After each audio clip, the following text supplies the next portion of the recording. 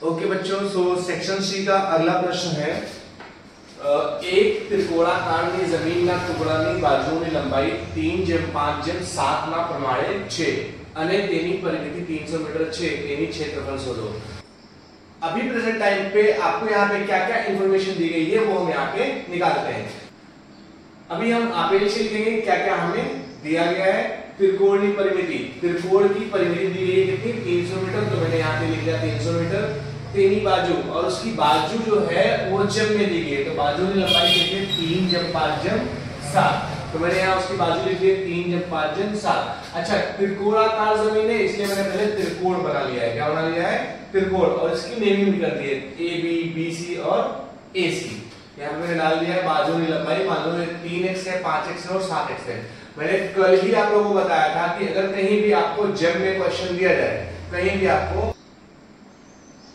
तो हम वहां पे अज्यूम करते हैं कि वो जो नंबर होगा वो किसी वेरिएबल के साथ में होगा। अब वेरिएबल कोई भी हो सकता है, x हो सकता है, y हो सकता है, z हो सकता है, a b c d, a से लेकर z तक का कोई, a से लेकर z तक का कोई भी लेटर हो सकता है। तो अज्यूम करेंगे हम, मानेंगे धारो बाजू की लंबाई जो 3x है, 5x है यानी 7x है, इसमें हम x ऐड कर देंगे x, और इसमें भी x ऐड कर देंगे।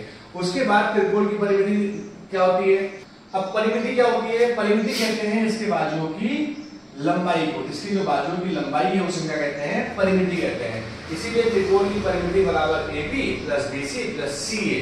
तो AB की वैल्यू कितनी है 3x, यहाँ से यहाँ तक की दूरी 3x है, यहाँ तक की 5x है, और प्लस यहाँ से यहाँ तक की 7x है, इसलिए मैंने यहाँ पे 3x + 5x + 7x लिख दिया है। अच्छा, त्रिकोण की परिमिति में दिया गया है, त्रिकोण की परिमिति बराबर 300 मीटर, तो त्रिकोण की परिमिति की जगह मैंने क्या रख दिया है 300 मीटर रख दिया है, कि इसकी परिमिति जो है 300 मीटर में दी गई है। बराबर इन सबको जोड़ेंगे तो कितना हो जाएगा 15x है बराबर 300 मीटर। तो x यहाँ पे रोक लेंगे, 15 को इधर लेकर के आएंगे तो ये क्या होता है मल्टीप्लाई में होता है, इधर आएगा तो ये छेद में हो जाएगा। अब 15 × 15, 15 × 2 30, 1 0 बच गया, मैंने यहाँ पे लगा दिया, तो ये कितना हो जाएगा x बराबर कितना 20 मीटर। यहाँ पे वैल्यू कितनी है ये 20, ये x बराबर कितना बचा 20, इसलिए बराबर 20 मीटर। यहाँ से हम बाजुओं की लंबाई निकालेंगे, और बाजुओं की लंबाई जो दी गई थी वो आपको 3/5/7 दिया गया था। तो हमने यहाँ पे अज्यूम किया था कि इसकी लंबाई टोटल कितनी होगी 3x होगी, 5x होगी और 7x होगी। तो यहाँ से AB की लंबाई, मतलब यहाँ से यहाँ तक की लंबाई हम निकाल सकते हैं कि 3x है, 3 × मैं 20 करूंगा क्योंकि x की वैल्यू कितनी है 20, तो x की जगह मैंने 20 रख दिया है, इसको मल्टीप्लाई किया तो 60 हो गया। ऐसे BC निकाल लिया है और ऐसे CA। AC की वैल्यू 7x थी, तो x की जगह 20, 7 × 4 तो 0 लगा दिया तो 140 हो गया। अभी हमसे बोल रहा है कि तेनी क्षेत्रफल शोधो, क्या निकालना है, उसका क्षेत्रफल निकालना है। त्रिकोण के क्षेत्रफल का फार्मूला क्या होता है, √s bracket s - a * bracket s - b * bracket s - c। अब s क्या होता है, s होता है परिमिति का आधा। क्या होता है, परिमिति का आधा। तो ab + bc + c ऐसा क्या कर देंगे हम, हाफ कर देंगे और डिवाइड बाय 2 कर देंगे, तो 60 + 100 = 140, कुल मिला के 300 होगा, इसके छेद में 2, 300 का आधा कितना होता है 150। तो s बराबर क्या आ जाएगा हमारा 150, क्योंकि s क्या होता है परिमिति का आधा, और परिमिति हमें दिया गया है 300, उसका आधा करेंगे तो 150 आएगा। ये करने की जरूरत नहीं थी आपको, s बराबर डायरेक्टली आप 150 कर सकते हैं, बिकॉज आपके पास में परिमिति पहले ही दी गई है। अब त्रिकोण ABC का क्षेत्रफल, ये s × s - a × s - b × s - c दिया गया है। s की वैल्यू 150 जो मैंने यहाँ पे लिखा हुआ है, s की वैल्यू 150, तो यहाँ पे 150, a की वैल्यू 60 तो -60, सेम s की वैल्यू 150, b की वैल्यू 100, s की वैल्यू 150, c की वैल्यू 140। अब 150 का 150, इसमें से 60 घटाया तो 90 आया, 150 में 100 घटाया तो 50 आया, 150 में से 140 घटाया तो 10 आया। अब 150 का हमें अवयव निकालना पड़ेगा। क्या निकालना पड़ेगा, अवयव। मैं 150 का अवयव निकालता हूं, मैंने आप लोगों को समझाया हुआ है, बस आपकी क्लैरिफिकेशन कर दे रहा हूं। यहाँ पे 2 से 14, 1 बचा, 10 × 2 = 10। अब 2 से नहीं कटेगा, 2 का अगला प्राइम नंबर, सॉरी 2 का अगला प्राइम नंबर क्या होता है 3 होता है, 3 से कटेगा 7 × 5 = 12, 3 × 12, हाँ 3 से कट जाएगा, यहाँ पे क्या लिखेंगे हम 3 के टेबल 7 के लिए 3 × 2 = 6, 1 बचा, 5 को मिलाया 15 हुआ, 3 × 5 = 15, 5 एकू 5, 5 एकू 5। अब यहाँ पे इसके अवयव जो आए हैं 5, 5, 3, 2 आया है, तो मैंने क्या क्या किया, यहाँ पे लिखा है 5, 5, 3, 2। ये सिर्फ 150 के अवयव है, सिर्फ 150 के अवयव है, यहाँ रखें बराबर। उसके बाद 50 का अवयव निकाला मैंने, 50 का अवयव निकाला तो 2, 25, 5, 5, 5, 1, 25 पाएगा, 25 पाएगा, 5 एकू 5, तो 2 सॉरी ये यहां से 2, 5, 5, 50 की 90 का निकालना बाकी है, 90 का निकालूंगा मैं तो 2 × 3 × 3 × 5 आएगा, ये आप लोग अपने कॉपी में कर देना। 10 का निकाला 2 × 5 हुआ। अब क्या करेंगे, रूट के अंदर है तो आपको पता है कि रूट हटाने के लिए हम लोग क्या करते हैं, उसका स्क्वायर करते हैं, और स्क्वायर जो होता है वो रूट से कट जाता है और नंबर क्या होता है, बाहर आ जाता है। इसीलिए मैंने हर एक का पेयर जोड़ा बना दिया है, मतलब 5 का पावर 1, 5 का पावर 1, 5 का स्क्वायर हो जाएगा, और यहाँ से 5 का पावर 1 और यहाँ से 5 का पावर 1, तो 5 का स्क्वायर हो जाएगा, और यहाँ से 5 का पावर 1 और यहाँ से 5 का पावर 1, तो ये क्या हो जाएगा, 5 का स्क्वायर हो जाएगा, मतलब 1 हो गया, 2 स्क्वायर हो गए और 5 के 3 स्क्वायर हो गए, 1, 2, 3 आपको दिख रहे होंगे। अब इसी को मैंने स्क्वायर रूट में दिया 5 बार आ गया, इसका स्क्वायर दे दिया तो ये 5 बार आ गया, इसका स्क्वायर दे दिया तो ये 5 बार आ गया। सेम तरीके से ये 3 का भी और ये 3 का, तो पावर 1 जोड़ूंगा तो 3 के पावर 2 हो जाएंगे, 3 के पावर 2 कर दिया, ये 3 अकेला बचता है और कोई 3 यहाँ पे नहीं है, इसलिए 3 को अकेला मैंने यहाँ पे रख दिया, इसके पावर 1 है, ये 2 का ये 2 और 1 ये 2, तो 2 के पावर 2 हो जाएंगे, और साथ में 2 का पावर 1, 2 का पावर 1, यहाँ पे 2 का पावर 2 यहाँ पे भी हो गया।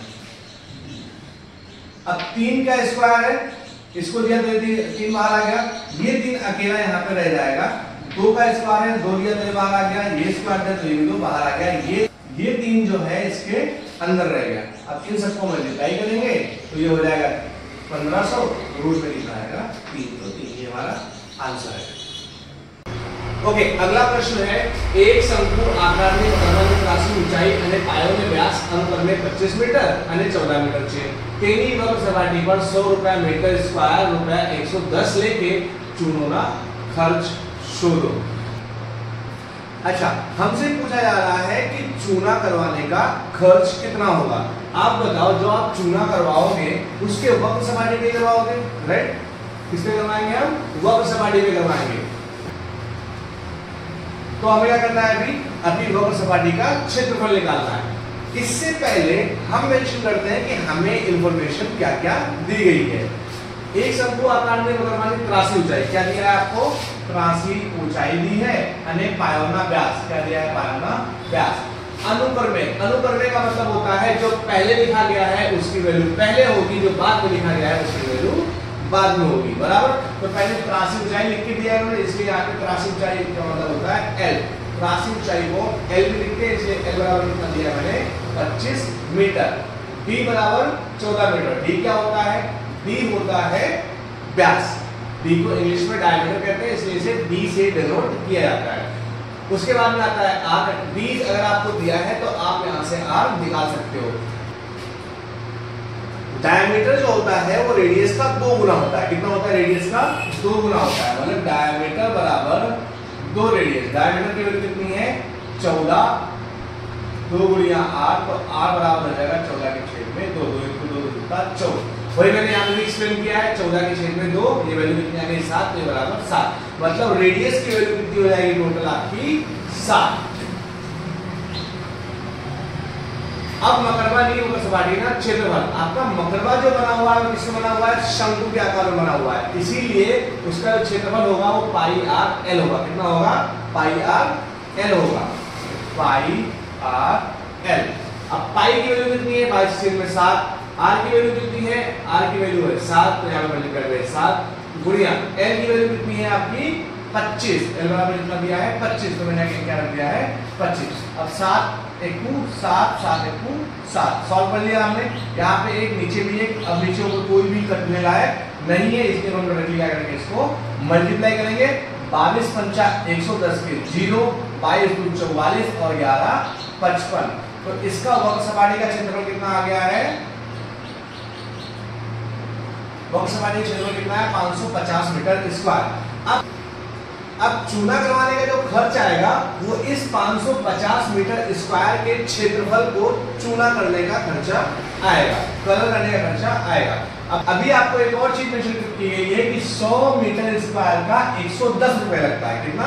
100 मीटर स्क्वायर का 110 रुपए लगता है।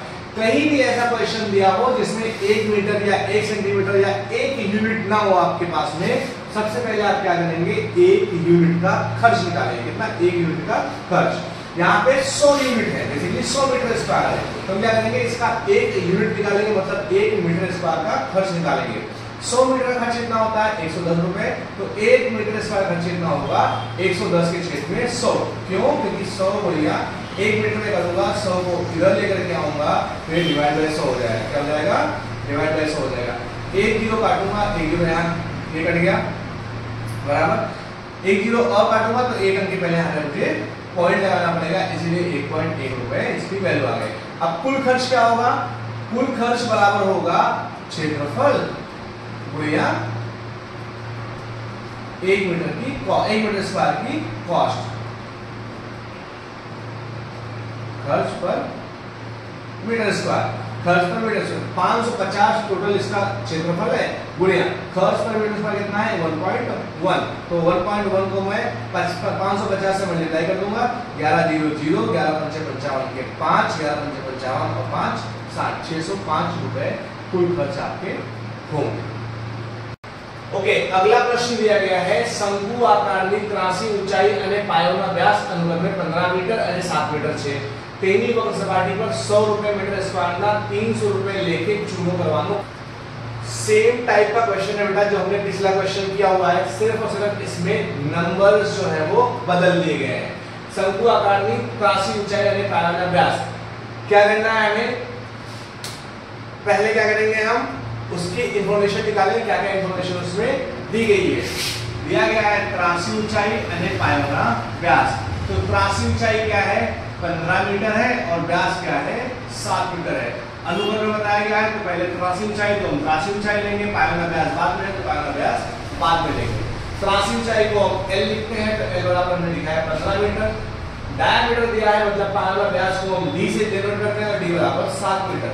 R बराबर 7 के छेद में 2 मीटर। क्योंकि 7 की जो D होती है वो 2R के बराबर होती है, D की वैल्यू 7 है, से बराबर R, इसको इधर लाएंगे तो डिवाइड बाय 2, इसलिए 7 के छेद में 2 हो जाएगा, बराबर। अब शंकु की वक्र सपाटी क्या होती है? पाई आर एल, जो हम पहले भी देख चुके हैं। शंकु की वक्र सपाटी जो होती है पाई आर एल होती है, तो पाई की वैल्यू 22 के छेद में 7, गुणिया आर बराबर 7 के छेद में 2 है, तो 7 के छेद में 2, एल की वैल्यू है 15, तो इसलिए हमने इसको 15 मीटर लिया है। अब क्या करेंगे हम? 2 1 2, 2 1 2, 2 1 2, कितना हो जाएगा? 11। इसकी वैल्यू कितनी हो जाएगी? 11। 7 1 7, 7 1 7, ऊपर नीचे इसे भी काट देंगे। अब क्या करेंगे? इसको मल्टीप्लाई करना है। नीचे एक ही बचा है तो उसको हम मल्टीप्लाई नहीं करते, क्योंकि नीचे एक की वैल्यू हम नहीं लिखते। 11 5 55 के 5, 11 1 11 और 5 16, ये हो जाएगा 165 मीटर स्क्वायर। इसके आगे क्या इंफॉर्मेशन दी गई है? मान इस शंकु के वक्र सपाटी पर 100 रुपए मीटर स्क्वायर का खर्च जो है वो 300 रुपए लेते हैं। इस शंकु के वक्र सपाटी पे चूना करवाने का खर्च जो होता है इस शंकु के वक्र सपाटी पे चूना करवाने का खर्च जो आता है, इस शंकु के वक्र सपाटी पर चूना करवाने का खर्च पर 100 मीटर स्क्वायर का 300 रुपए आता है। कितना आता है? 300। हमने पिछले वीडियो में बताया था कि 100 रुपए मीटर स्क्वायर का 300 रुपए लेते हैं। हमें क्या करना है? पहले 1 मीटर स्क्वायर का खर्च निकालना है, मतलब हम 1 यूनिट का खर्च निकालेंगे। यहाँ पे दिया गया है 100 रुपए मीटर स्क्वायर का खर्च 300 रुपए है, तो 1 मीटर का खर्च कितना होगा? 300 के छेद में 100। रीजन क्या डालेंगे? यहाँ पे 100 गुणिया 1 मीटर स्क्वायर में कर सकता हूँ, 100 गुणिया 1 यहीं पे भी कर सकता हूँ, तो 100 रुपए उधर लेके जाऊंगा तो डिवाइड बाय 100 हो जाएगा। 1 जीरो ये, 1 जीरो नीचे को 2 जीरो कट गए, तो ये बचा कितना? 3 रुपए। कुल खर्च कितना होगा? हमारी वक्र सपाटी का क्षेत्रफल क्या है? गुणिया खर्च पर मीटर स्क्वायर, तो 165 गुणिया 3, 3 बचे 15, 3 से 18 19, 3 को 3 40, इसको मिल जाएगा आंसर आ गया। ओके, अगला क्वेश्चन है તાંબાની અર્ધગોળાકાર વાટકાની અંદરના વ્યાસ 14 સેન્ટીમીટર છે, તેની અંદરની સપાટીના 100 સેન્ટીમીટર સ્ક્વાયરના ₹15 लेके कलाई करवानो खर्च शोधो। सेम पहले क्या निकालेंगे, वक्र सपाटी निकालेंगे। इसका क्या निकालेंगे, वक्र सपाटी निकालेंगे। अभी दिया गया है अर्धगोलाकार, क्या दिया गया है, अर्धगोलाकार। इसके अंदर का व्यास 14 सेंटीमीटर स्क्वायर है और उसके अंदर की ही सपाटी को क्या करना है, कलर करना है। पहले इन्फॉर्मेशन निकालेंगे, क्या क्या दिया गया है, अंदर का व्यास क्या दिया है, हमें व्यास, व्यास को हम बोलते हैं डी, यानी डायमीटर। डी बराबर होगा 14 सेंटीमीटर, तो आर का होगा इसका आधा 7 सेंटीमीटर। अब क्या करेंगे, अर्धगोलक की सपाटी, तो अर्धगोलक की सपाटी बराबर 2 पाई आर स्क्वायर, ये इसका फॉर्मूला होता है। 2 की जगह 2 पाई की वैल्यू 22/7, आर स्क्वायर को 7 सेंटीमीटर मिलेगा, 7 सेंटीमीटर कर देंगे। अब 7 × 7, 7 × 7 नीचे ऊपर काट सकते हैं, इसको इससे और इसको इससे मल्टीप्लाई करेंगे। 22 × 44, 44 कितना 308 सेंटीमीटर स्क्वायर। अब 100 सेंटीमीटर स्क्वायर खर्च कितना होता है, 15 रुपए होता है, तो 1 सेंटीमीटर स्क्वायर खर्च कितना होगा, 15 के छेद में 100। क्यों, देखिए क्या करेंगे, 100 को या 1 करेंगे, 100 को उधर जाएगा तो डिवाइड बाय, यानी कि छेद में 100 हो जाएगा। 1 जीरो हमने काटा तो 1 पॉइंट लगाएंगे, 2 जीरो काटा तो हम दूसरा पॉइंट लगाएंगे, मतलब 2 के पहले पॉइंट लगाएंगे, फिर होगा 0.50, मतलब 0.15 रुपीज जो होगा वो 1 सेंटीमीटर स्क्वायर का खर्च आएगा। तो कुल खर्च कितना हो जाएगा, 308 × 0.15, इसको मल्टीप्लाई करेंगे इन दोनों को, तो ये हो जाएगा 46.20, मतलब 46.2 रुपए। हमारा आंसर हो जाएगा 46.2 रुपए। ओके, सो अगला प्रश्न है हमारा, एक अर्धगोलाकार વાસણની ત્રિજ્યા 3.5 સેન્ટીમીટર છે, તો તેમાં સમાઈ શકતા પાણીનું ઘનફળ શોધો।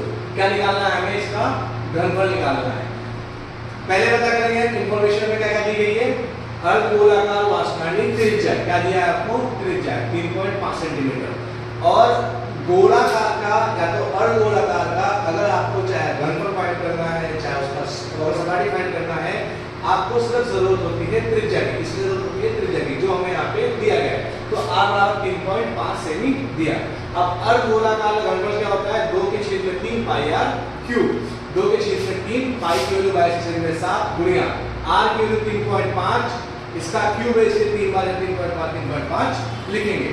अब 7 किया, 7 × 5 35 किया, 1 के पहले पॉइंट यहाँ पे हमने पॉइंट लगा दिया। ओके, अब क्या करेंगे, हम कोशिश करेंगे कि एटलीस्ट 2 नंबर का हम मल्टीप्लाई एक बार में, एक स्टेप में कर लें। मैंने इसको 1 2 3 स्टेप में सॉल्व किया हुआ है, बराबर।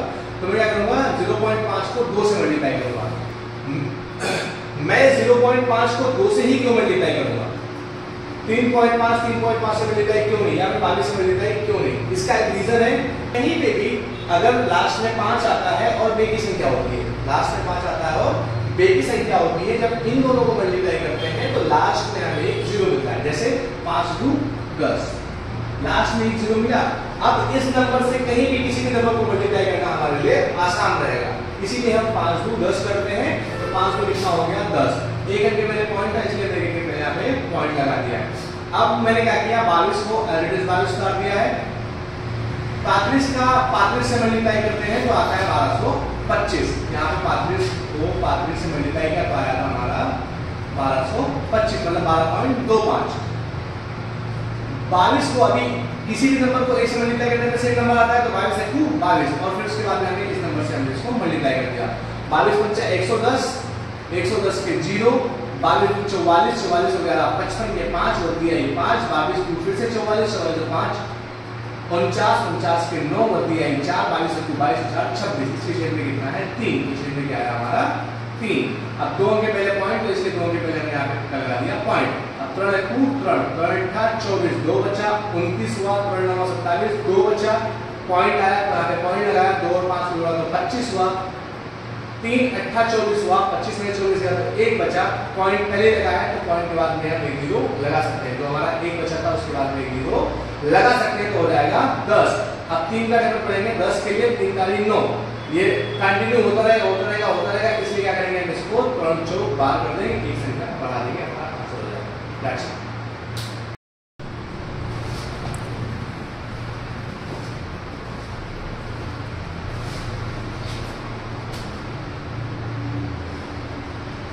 ओके, अभी अगला प्रश्न दिया गया है 10.5 सेमी व्यास वाला अर्धगोलाकार पात्राમાં કેટલા लीटर दूध समाई શકાય છે। यहाँ पे पूछ रहा है કેટલા लीटर दूध समाई શકાય। यहाँ पे पूछ रहा है क्षमता के बारे में। क्या पूछ रहा है? क्षमता। और क्षमता का क्या मतलब होता है? घनफल। क्वेश्चन में आपको कंफ्यूज नहीं होना है। यहाँ पे કેટલા लीटर दूध समाई શકાય का मतलब है उसकी क्षमता क्या है, और क्षमता का मतलब होता है घनफल। क्या है? गोलाकार है, अर्धगोलाकार है, तो हमने क्या किया? सिर्फ और सिर्फ त्रिज्या यानी कि r ये दिया है, व्यास दिया है, यहाँ पे क्या निकालेंगे हम? r निकालेंगे, त्रिज्या। तो अपेक्ष d बराबर कितना? 10.5। d बोलते हैं व्यास को यानी कि डायमीटर। r बराबर क्या हो जाएगा? 10.5 के छेद में 2। क्यों? क्योंकि r जो होती है वो डायमीटर की आधी होती है। अब अर्धगोलाकार में घनफल होता है 2 के छेद में 3 पाई r क्यूब। 2 के छेद में 3 पाई r क्यूब, 2 के छेद में 3, 2 के छेद में 3 गुणिया पाई की वैल्यू 22 के छेद में 7, 22 के छेद में 7, r की वैल्यू है 10.5 के छेद में 2, इसीलिए इसका क्यूब है तो मैं 3 बार इसको लिखूंगा 10 के छेद में 10.5 के छेद में 2, 10.5 के छेद में 2, 10.5 के छेद में 2। अब क्या करेंगे? पहले इसको फ्रैक्शन करेंगे। 7 1 कू 7, 7 1 कू 7, 3 बचा 35, 7 बचा 35, एक के पहले पॉइंट से एक के पहले पॉइंट, 3 1 कू 3, 3 बचा 15, यहाँ पे पॉइंट है तो एक पहले यहाँ पे पॉइंट लगा दिया। इसकी वैल्यू आ गई है 0.5। बेग टू बे, बेग टू बे, इसको काट दिया, इसे काट दिया, और बेग टू बे, बे आ गया 22। इसकी वैल्यू 11 आ गई, इसकी 1 हो गई, इसकी 0.5 हो गई। 10.5 10.5 और 1 को यहाँ पे अभी भी बचा हुआ है। इसकी वैल्यू 1, इसकी वैल्यू 1, इसकी वैल्यू 1, इसकी वैल्यू 1। इन सबको मल्टीप्लाई करेंगे तो नीचे आएगा 2, इसलिए मैंने यहाँ पे लिखा नीचे 2। ऊपर ऊपर मल्टीप्लाई करेंगे, यहाँ पे 1 है, यहाँ पे 11, यहाँ पे 5। मैंने 11 को 5 से मल्टीप्लाई किया, 11 5 55, 11 5 55। इसका इसका मल्टीप्लाई हो गया 55 1 55, कितना ही आएगा? 10.5 10.5 को मल्टीप्लाई किया तो आया 110.25। इसके छेद में 2 था, इसके छेद में मैंने 2 रखा हुआ है। अब मैं इसको इससे मल्टीप्लाई करूंगा, 55 को 11 110.25 से मल्टीप्लाई किया तो हुआ 606.37, 5 के छेद में 2, इसको डिवाइड किया 3.18। 7 लेने की जरूरत नहीं है, ये हमारा